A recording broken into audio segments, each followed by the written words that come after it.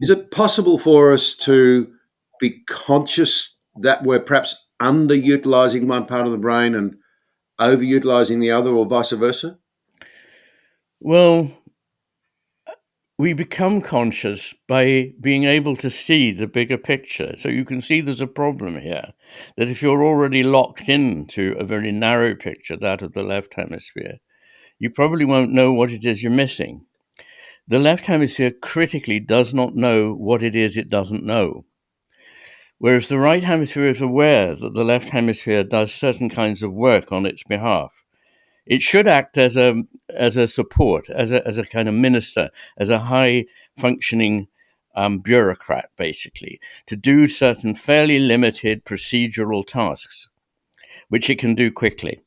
And the right hemisphere, in the story of the master and his emissary, the master realizes that he mustn't get involved with certain elements if he's to maintain a true overview of the world. And so the left hemisphere has been deputed to do these things. So one of the problems is that I think a lot of people are not aware of what has gone missing from our world. And a lot has gone missing.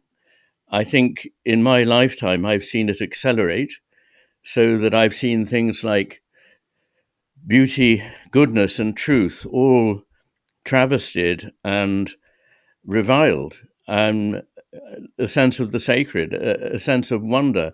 All these things seem to have departed from our lives.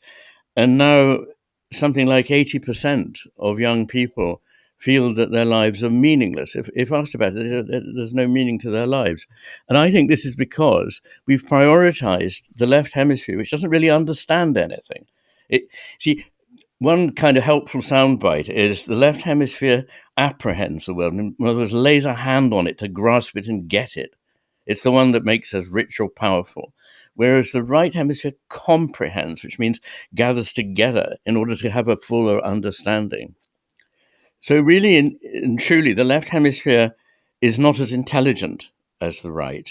And that's actually a literal truth. The right hemisphere is more important for IQ, for example, than the left. It's certainly more important for emotional and social intelligence. We've always known that. But it's interesting that it's more important for cognitive intelligence.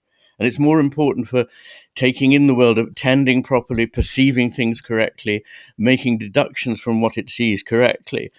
Whereas the left hemisphere on its own becomes deluded. And I'm not using that word in a sort of popular way. I'm using that in the technical sense that as a psychiatrist, I use it. The left hemisphere believes, left to itself, some completely crazy things.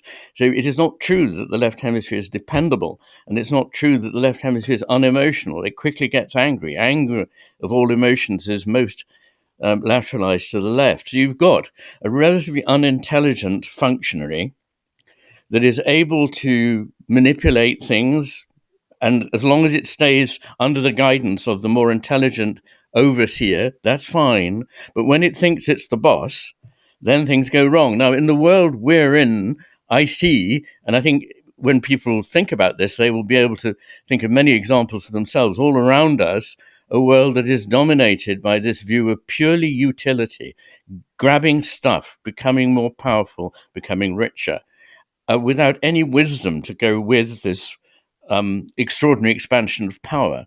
And it's rather like putting high-grade weapons in the hands of toddlers, because we've lost the wisdom we used to have while we've gained enormous power to destroy.